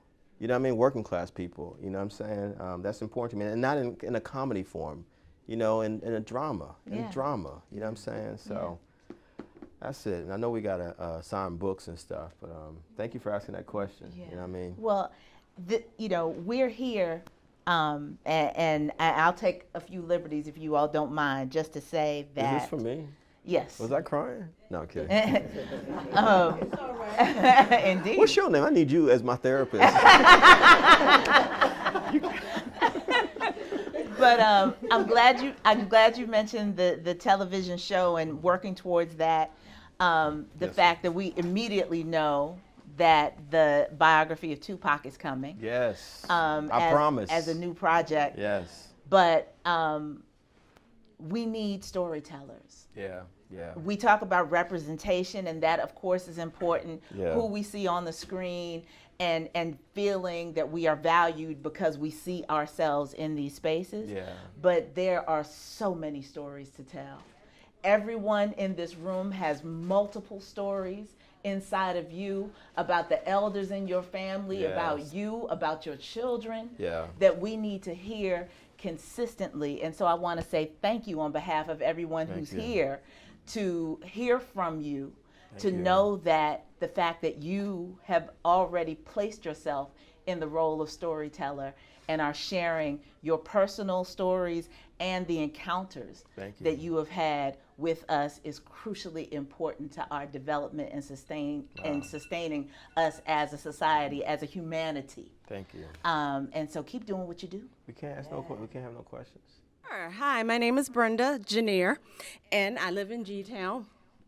Yeah, Germantown, right here, right around the corner. And I'm glad to be supporting Uncle Bobbie's and you as well. And so I hope I articulate this question right. You mentioned, this is something I grapple with. You mentioned how there are, you say like, you're the example, and there are more articulate Black people than you are, okay? But when do we stop always having to be the example? Because, and when I say I grapple with it, like I go to work every day. I show up on time. I do everything the right way. I hold my tongue, you know, sometimes when it's, you know, I just do, and I work hard. And then I see other cultures and other people in our culture that, I mean, I'm from the old school, so I'm going to work hard anyway. But they just don't follow that same example. And then I guess I'm sort of rambling on, but do you follow where I'm going with that? And why are we always having to be the example all the time? So I understood what you're saying, like there's more articulate people than you, but what are we always trying to prove ourselves? There's a lot there, and I really want to thank you for what you just said. A couple things. The first thing that popped out of my mind is the phrase self-care. Self-care. The second word that came to my mind was excellence. I want to, if I can respond with those two words. Self-care, I think that, and we all are, I work hard too. Remember I said my mother started working at 8? Well, when I got 8, she said, boy, go bag some groceries. I haven't stopped working since. I mean, I'm constantly working. I feel like I need to sleep more, even though I've tried to take naps every day. I think that we've got to practice self-care. And I just want to ask rhetorically, what do y'all do out there to take care of yourselves as you're doing all of this so you don't run yourselves into the ground, you know, trying to, I mean, especially if you're a person of color, if you're a woman of any race, if you're any group that has been marginalized in some way, you know, you have to be conscious of the fact that, yeah, people are going to come to you as an example because, you know, especially if you're right in front of them, like, well, we need you to represent this group. You are the walking diversity, whatever your identity is, you know what I mean? But you also got to carve out time for yourself. And so I don't know what you do, but like, of what? Walking. That's Good for great. you. If you're able to walk, yes, ma'am. Yes. Good, good. Then the second part of it, I actually am with you. I think that we've had a terrible dumbing down in this country across all races. I think that there's a lack of respect for excellence. You know what I mean? And I was raised in a certain kind of way, not just by my mother, but the people around me in my community, that you have to excel at what you do. You know, whatever it is that you do, you need to be excellent at it. my wife and I fired an intern this summer who had a college degree, and this is not the first time we've had people like this who were just okay with being mediocre. Yep. You know what I mean? Yep. What James Baldwin said it best. James Baldwin said it. Many of us make peace with mediocrity. Yes. You know, and when you have this incredible dumbing down in our country, and part of it has to do with these gadgets, which again, I dig my phone and I can use it for a range of things, but nothing takes the place of like a book or a newspaper or a magazine or an actual article. I mean, I'll write a blog that's 2,000 words. Kev, that's way too long. I can't read all that, bro. I'm like, my God, you know, I was raised up reading 500-page books, man. You know what I'm saying? Or if the movie's that movie's too slow. If it's not bombing things and cars flipping over, this is boring. I'm like, this is not boring. This is great art, man. You feel what I'm saying? And it's like, I think that we do have to be examples. You know, even when I get exhausted the way you're describing and feeling like, wow, do I have to be the role model all over and over again? I just think about all the people that came before me. You know what I mean? It's like, you know, imagine a Harriet Tubman or a Frederick Douglass who didn't even have the luxury of a whole bunch of people around them. It's like, there was them, you know, and they had to excel. Like if Harriet Tubman wasn't excellent as a leader, as a visionary, as a strategist, she would have gotten caught as she was going back to free other people. And so I stand on her shoulder, but she also got, after what they don't talk about is after slavery, all the institutions she built in places like upstate New York. Yeah. You know, when I think about Frederick Douglass, I was like, here's a man who taught himself how to read and write as a child while a slave, you know what I'm saying? And when he escaped from slavery, you know, became a freedom seeker. I mean, this man did all this incredible stuff, just like Harriet Tubman did incredible stuff. That's excellence, and I want to aspire to that, you know what I mean?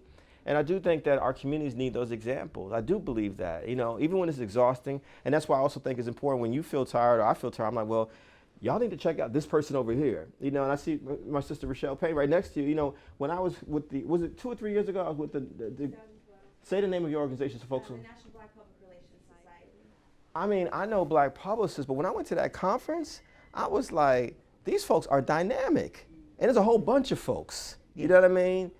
All over the country doing this dynamic work because it was excellence, you know, and commitment. And I think, and it inspired me because this is not my field. I'm not a publicist, but I was like, I want to be like them. This is how you do it. You know what I'm saying? And I do think we need that because otherwise people will just sink down into mediocrity. And what we said to the young lady that we had to let go to some, I don't believe in just throwing away young people. I think that's dangerous. You know, we said, well, these are things you need to read. These are some things you need to watch. Here's some things you need to do, because we also have to understand some people simply don't know what to do, which is why we do have to be examples. You know what I mean? And so when I read Malcolm X's autobiography, for example, I realized when I finished that book, one of the things that Malcolm did in those 7 years of prison, he read a lot. Yes, he read a lot. And he always carried around a pen. So I started, as an 18-year-old, I started carrying a pen around. I was like, I need to write stuff down like Malcolm did. Malcolm said he always was aware of time, so I'm checking my time over here. I got all that stuff from Malcolm X because he left an example of how you can be successful, how you can be excellent. You feel what I'm saying? Yeah, but and you take those breaks. When I say the breaks too, it's not just like my wife and I did yoga this morning, 90 minutes of that. But at the end of the year, we take 2 to 3 week vacation. Like we shut it down. Like a lot of us don't do that. One of the things I admire about Europeans and folks from Australia and folks from Japan, I mean, they like got built-in holidays a month, 2 months. I'm like, and y'all getting paid for that too over there? They're like, yup. And whereas we have to wait till we're retired, then we'll go on our trips now. I'm like, it shouldn't just be when we're retired. Yeah. Like Americans should be given time to take off. You know what I mean? So we can actually not feel the weight that you're describing, because I felt it when you said it. Yeah. I agree. But I think we have to fight for that time. You know what I'm saying? Yeah. Yes, sir. Yes, hello, my name's Jeff Jones, and I'm host of Higher Ground Radio Talk Show. Thank you for all your inspiring work and the great things that you're doing, and thank you for coming to Philadelphia. You're welcome. My question is, you talked about symbolism. How do we move from symbolism to substance to make that change in our communities? Because again, sometimes we just settle for shallow symbolisms and we don't move that to substance, so we don't really get a change, but we'll celebrate that symbolism and nothing really happens to make a difference. So how do we move from symbolism to substance? Because I do understand and appreciate what you do say, and I believe it, that we do need those symbols, but we have to move from just being symbolistic in our thinking to actually move into substance to make that impactful change in our communities. I'm going to say it again. We're sitting in it. Uncle Bobbie's. I've known Mark Lamont Hill for a long time. I've had the honor of working with Isabel and Genevieve, correct? You know, and this is substance. This is substance. You know what I'm saying? I didn't even think about any other space to be in Philadelphia. There's a lot of places. People ask me to come to other places. I was like, no, I want to come here because here's folks that have been doing the intellectual work. You know, y'all know what Mark does as a public intellectual, as a writer, etc. You know, clearly Uncle Bobbie's is influenced by someone who was in his family. Am I right? Yes. A real Uncle Bobbie. Am I right? You know, which says there's a respect for the elders, those who came before us. I'm going to name something after this person. Then I'm going to create this space, you know, that is a collective space. So this is substance. This is proof of it. And no one's stopping any of us from creating stuff that we want to see. You know, if I can single my wife out one more time, you know, a few years ago, she talked about the work that she wanted to do. It became She, a choreo play, which is turned into a curriculum, which is turning into a day of healing and empowerment next in October, which is turning into a range of things because, you know, one, have a vision, and then two, have the courage to execute that vision. You know what I mean? And even if you don't know how to do stuff, you figure it out along the way, which is where the excellence comes in, because I think whatever you do, you need to study it. You just can't just jump, I'm going to start a nonprofit. You've never worked at a nonprofit, you know, have no idea. You got to actually study the world you're going to go into. But I think that, you know, to me, it's not rocket science at all. It's just like, we have to do it. A lot of us just talk, but I'm like, what is it that we actually want to build and create? Create and build, as Ras Baraka said, you know, in a poem years ago. Ras Baraka, the current mayor of Newark, who's the son of Amina and Mary Baraka, build and create something, you know, that means to you. When I visited Tuskegee for the first time last year, or 2 years ago, Tuskegee University, which was Tuskegee Institute, started by Booker T. Washington. The thing that was striking to me was here's an institution that is still around, and it's like all this land and all this amazing stuff that he and George Washington Carver did at this school. I'm like, this is profound. And the generations that were educated, just like the generations educated at Lincoln and Cheney and Howard and Spelman and Morehouse, I'm like, someone had a vision and it's still operating. That's leadership. You know what I'm saying? So I just say do something. If you're in the media, you know, and you don't like what's happening in media, create your own publication. You know what I'm saying? Why not? Why can't you? You know, my wife created a home theater production. Why can't you? Why not? You know what I'm saying? Okay. Oh, thank you. Thank you. Thank you for coming to Philadelphia. I just want to, my name is Andrea. I'm a social worker, and I'm glad that you spoke on domestic violence because I am a domestic violence counselor. I'm always on the hotline every weekend. And it's very, very hard work, and I'm glad you talked about self-care because one of the things I felt was happening to me with the years that I worked in social service, not just working with adults, women who are beaten by their spouses or family members, but children as well, and young black boys and black girls, you know, suffering from sexual abuse and domestic violence. My mother is a survivor, so that's why I'm really, you know, tirelessly advocate for education. But one of the things I've noticed I'm seeing more now is more women engaging in domestic violence and people not being educated. Not just that women are being beaten, but men are being beaten. And I'm seeing it even in families where I had a family member that I was trying to educate her about the violence that she was inflicting on her mate, but was annoying to it, not immune to it, not understanding it. Right. So where do we go? Yeah.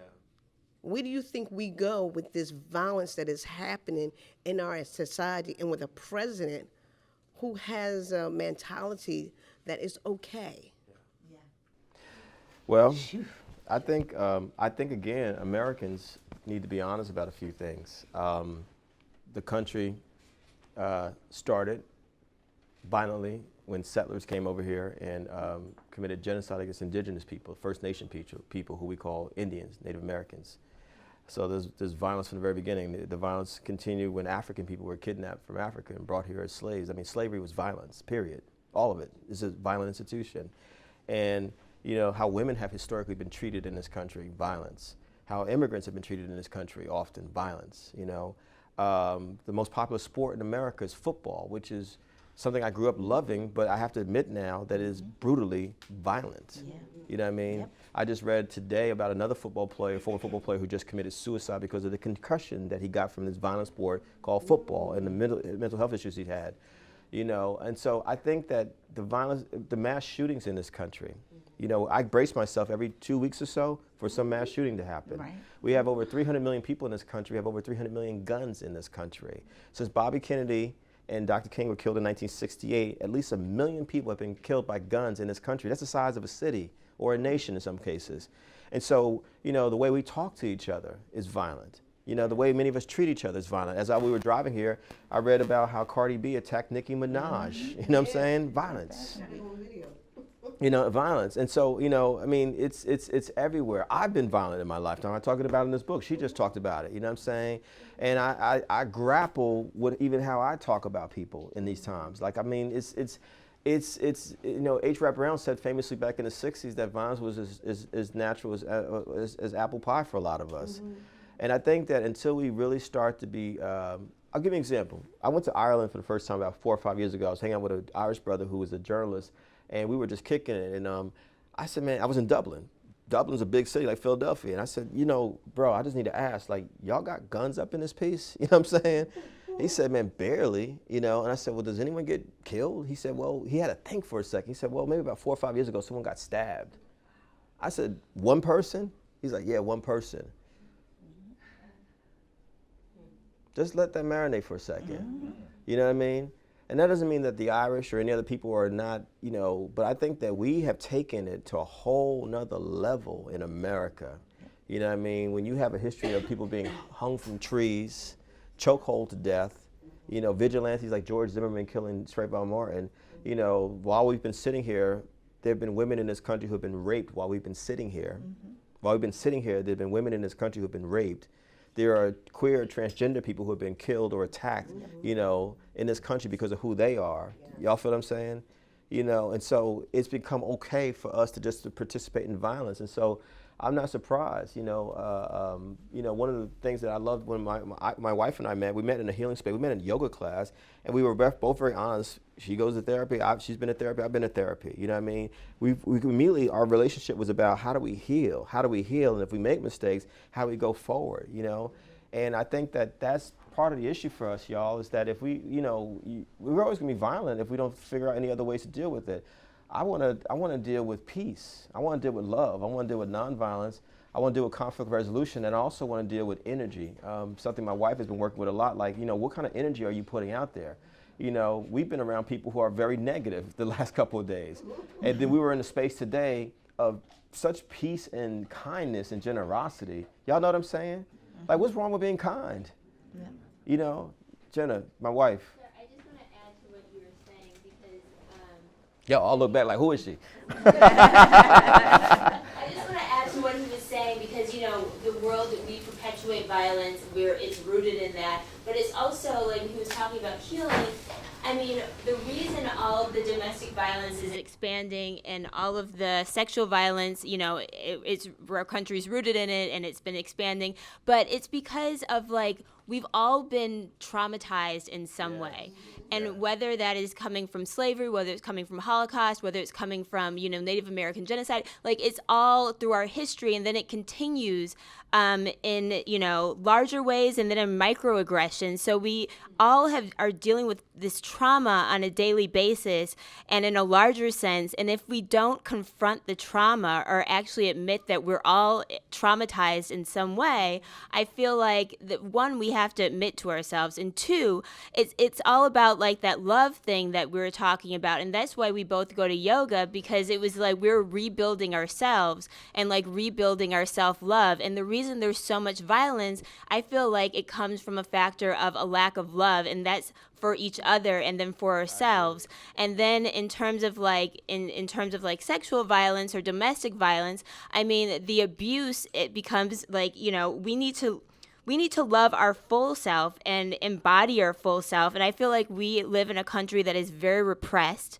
And, like, because it's repressed, we're repressed sexually too. And we don't view sex in a loving way. And, like, so many, you know, just riffing off of that, you know, it's not even just about, like, the act of sex. It is about, like, the lovingness and that goes around sex and the relationships. And we need to really start having deeper conversations, not just about sex and sexuality, but about love and the love that initiates that. And I feel like that is what's missing from all of this, like the love for self and the love for each other. Yes. Wow. You see why I married her? Because if I could end it with this one last thing. My wife said love. I mean, just think about what you love. You know, who do you love and how do you love? You know, I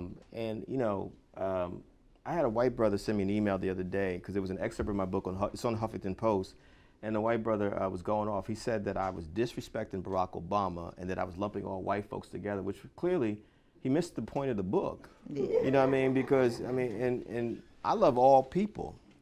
I love my black self, my African self, but I love all people. I love all people. Mm-hmm. You know, but if you really love anything, you also reserve the right to be critical of it. Doesn't mean that you hate it, you just want it to be better.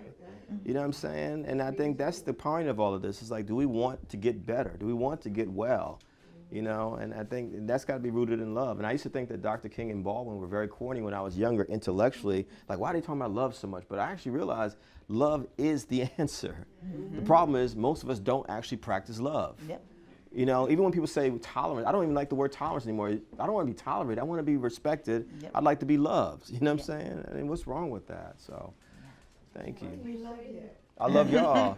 You know, and because the Reverend that did the eulogy wedding spoke on love.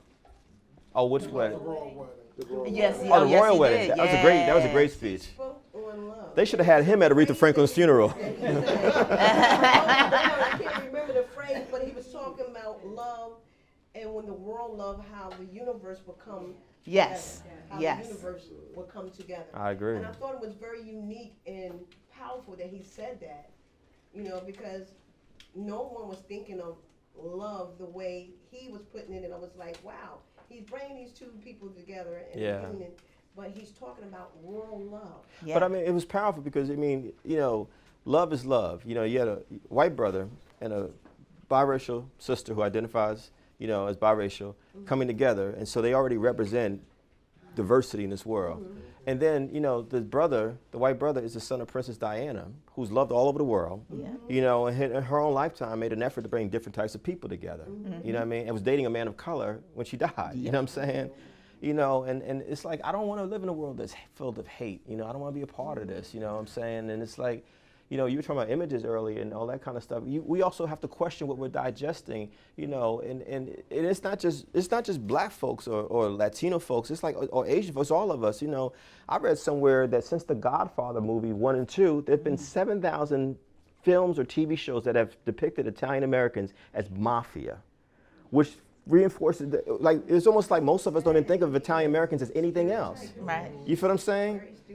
And so when you have stereotypes about people, is there going to be love for those people? Or are you just going to put them in a box? This is who they are. You know what I'm saying? And so we got to get out of that. I don't want to be in any box. I don't want to be in those boxes. Yeah. You know what I mean? In my ideal world, you know, it's one family, it's one race, but we got to get there. We got to make an effort to get there. You know what I mean? And that's going to take work. And that means that we're going to have uncomfortable conversations, really difficult conversations. Yeah. The Philadelphia Youth Poetry Movement encourages the young people that express themselves through spoken word with the phrase "get free." Wow.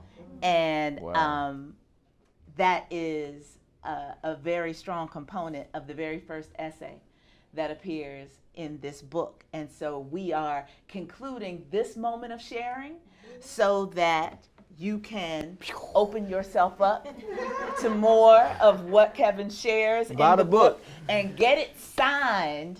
Support the storytelling and know that we need plenty more of this. So thank you for coming out.